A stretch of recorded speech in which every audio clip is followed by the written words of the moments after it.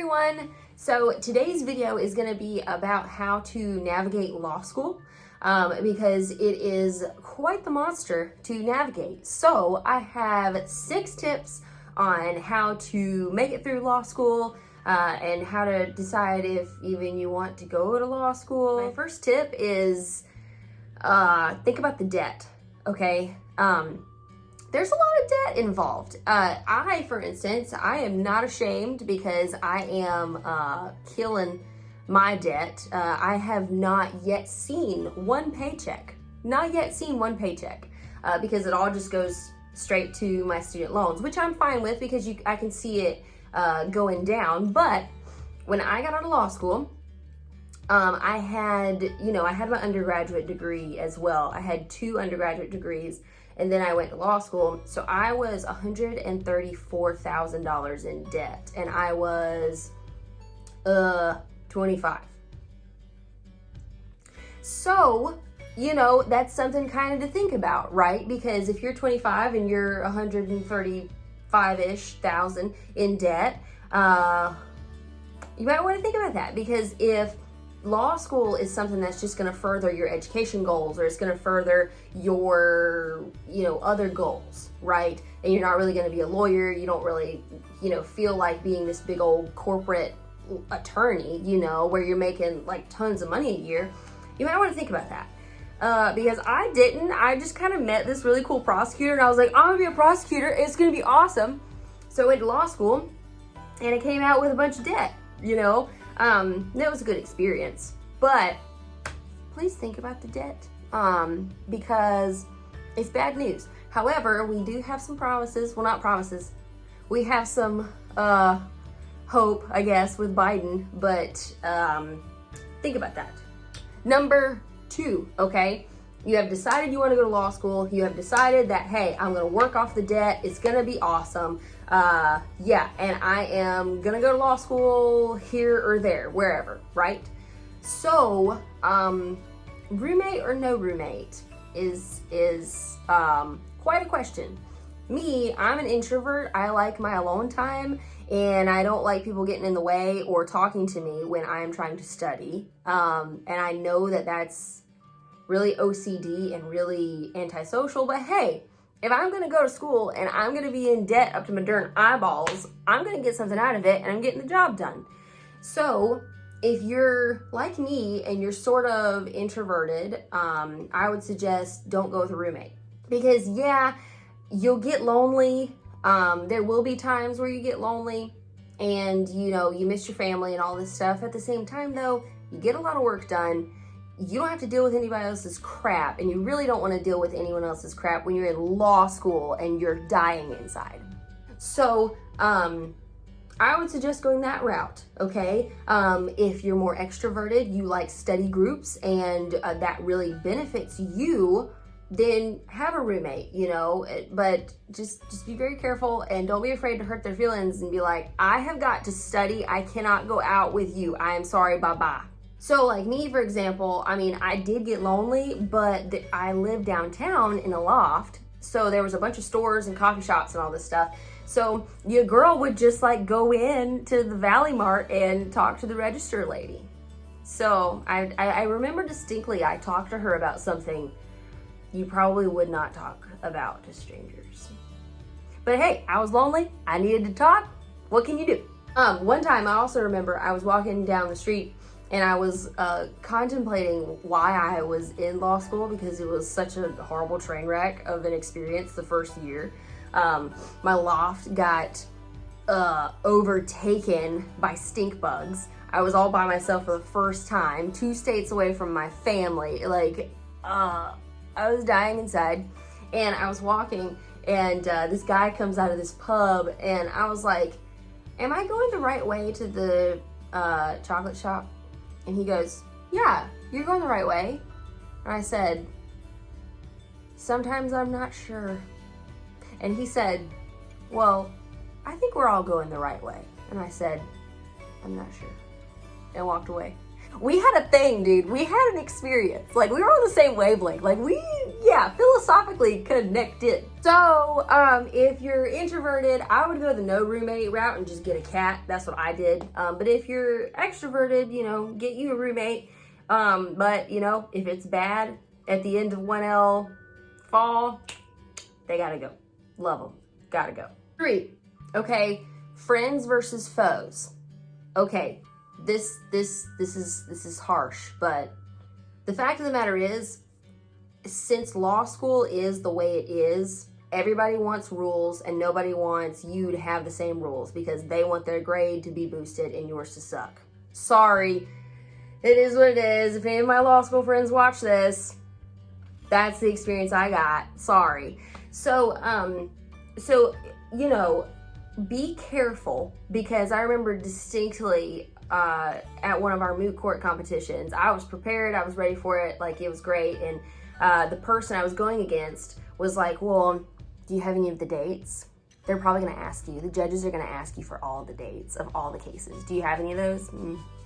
So, she was clearly a foe and not a friend, but also, I accidentally made everyone a foe when this one girl was my friend, and she had always been my friend from the beginning, but I just kept blowing her off because I had such a bad experience with other people that I don't know, I thought she was gonna sabotage me. It was horrible. Turns out she was my best friend in law school. We would have study groups, even though I had already said, to you guys, hey, I'm introverted, I don't like study groups, but me and her could get together. We could bang out some rules, we could study together, ask questions. It was actually really good. My advice would be, don't go in thinking everybody's your friend, but don't go in thinking everybody's your foe, okay? Feel it out first. If this person seems genuine, if they've got a high GPA, that you believe, that they're doing good, maybe let them into your life, okay? If not, if they're just going to stand outside a moot court and say, well, you don't have anything that the judges are going to ask you for, then, give them the up yours signal and move on. Number 4, getting called on. All right, here's the trick to that. There is no trick. Sorry. The best thing that you can do is just highlight your books, be prepared, and just go in and hope for the best. So, for example, constitutional law. My constitutional law professor, he looks at me and he goes, was gambling illegal in Puerto Rico? Was that in the book? I don't think that was in the book. Like, I'm pretty sure I didn't read about Puerto Rico. Constitutional law, Constitution is America. No, so he asked me about gambling in Puerto Rico. Had no clue. So I just kind of made up something. I don't even know what I said. There have been multiple occasions where I got the defendant and the plaintiff confused. So if you're in law school and you've done that, congratulations. You can join my club. The Club of Cluelessness is what it is. In all seriousness, be prepared, do your reading. Once you get out of the classroom, if it was very embarrassing, move on. Like, you don't have time to be embarrassed. You don't have time to do that. Move on, leave it all at the school. That's it, done, okay? That's my best advice, is just mentally discipline yourself to say, when I get home, I'm not thinking about that, okay? Or then I'm giving it 24 hours to think about how embarrassed I am, but I'm gonna move on, because it doesn't matter how you do in class. What matters is the exam in December, or the exam in May, okay? So don't dwell on it. Everybody has those days, move on. Number 5, exams. Okay, so here's the deal with the exams, all right? My exams, personally, where I went to law school, I went to Liberty University, and our exams were essays, short answers, okay? And you get the feel after a while of which ones you're good at, all right? And I'm gonna let you know up front, we had midterms, our 1L year, I straight bombed them. Straight bombed. Like, I'm talking like bomb, man. Like, I had never seen those letters on a piece of paper for me in my life. Like, I was devastated. I was like, well, I'm just gonna fail out. Like, I might as well just go get a darn job being a waiter somewhere, or I'll just go to McDonald's. McDonald's will like me. Except there's D's in McDonald's, the word McDonald's as well. But anyway, Not the point, okay? If you bomb your midterms, it doesn't mean anything. It's like 5% of your grade, okay? Or 10%, whatever your school does, okay? Doesn't matter. What matters is the exam, okay? And I know you don't want to hear this, but listen. Are you listening? Listen, okay. Trust the process. Law school is the way it is so that you will be prepared when the exam comes. I know, you don't want to hear that. You want me to be like, all right, if you do these 3 things, you'll get through the exam. Which, that's kind of true though. If you do your reading, if you outline on the weekends, you're good. You're good, man. Like, don't do the Cliff Notes or whatever it's called. I don't even remember what it was called. Those case briefs that you can find online, don't do those. I don't care how late it is at night. Like, do your case briefs yourself. Facts, procedural history, issue, holding, rationale, law, every single day for 3 years. Do it, okay? When you get to that exam, you will know it, all right? I had a different approach. I did my reading, I did my outlines, and about maybe a week before the exam, I know it's really weird. Other people do it differently. But I found my niche and I did it, dude. A week before the exam, I would try to chop that outline down. I would have like a 40-page outline. I'd chop it down, because I knew that if it was like 11 pages, I could memorize it. That was it, right? So I could chop it down, and then, I know this is crazy, but 2 or 3 days before the exam, I was able to memorize it, go into the exam knowing every single rule. Okay, I don't know, call it Jesus, call it a miracle, I don't know, but it worked. It also worked on the bar exam, okay? So I know other people, they do it differently, they just read things, but I had to do it the painful way. I would literally, in my loft, a day or 2 before the exam, I would pace the floor for 14 hours and I would say the law until I had all 11 pages memorized. And I literally had to get that T, the throat coat. I had to get that because I was so hoarse, and I had to put my shoes on with like extra padding because I was walking for 14 hours. I also drank a lot of Monsters, but you know, that kind of goes into my 6th tip here. Please eat healthy. Please eat healthy. Holy shift. Like I cannot express this louder or whatever. Please eat healthy, okay? If you don't, you will end up like me, okay? I had a 1L experience that was horrible, okay? I get through all 1L fall. And I'm doing good. Now, okay, I botched my midterms. So, okay, I didn't do good. I was not doing good. I had a loft infested with stink bugs. I was very uncomfortable my 1L year. Like, it was a train wreck. I thought everybody was my enemy. It was horrible, okay? Not only that, okay, I was also eating peanut butter fluff sandwiches every day. Peanut butter fluff sandwiches, do you know what those are?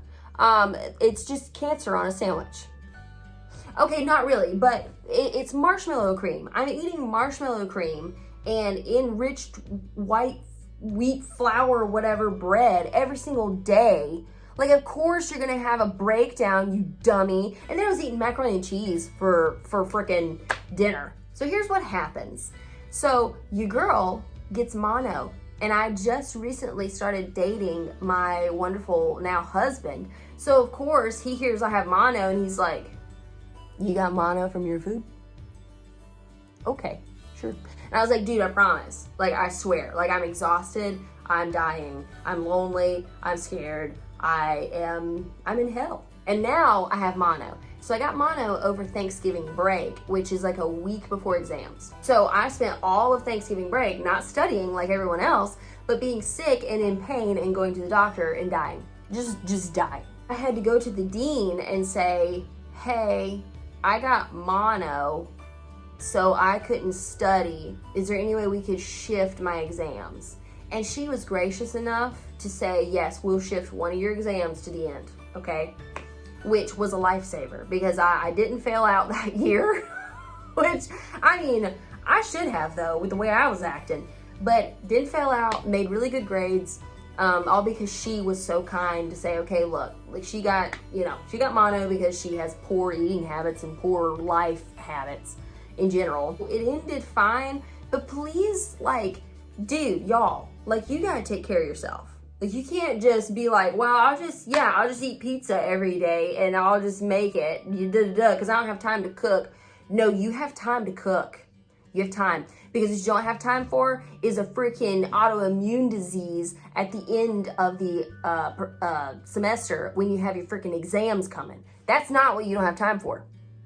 That's what you don't have time for, yes. Overall, my law school experience, I wouldn't trade it for the world because, like I said, I went to Liberty University and I lived in a loft downtown Lynchburg, Virginia, and that was the single most amazing experience I could have ever had. And yeah, law school sucked, but I was able to go downtown, go to the White Hart, get some coffee, go to the Valley Mart and talk to the register lady, take a trip down the river trail because they had the James River right there.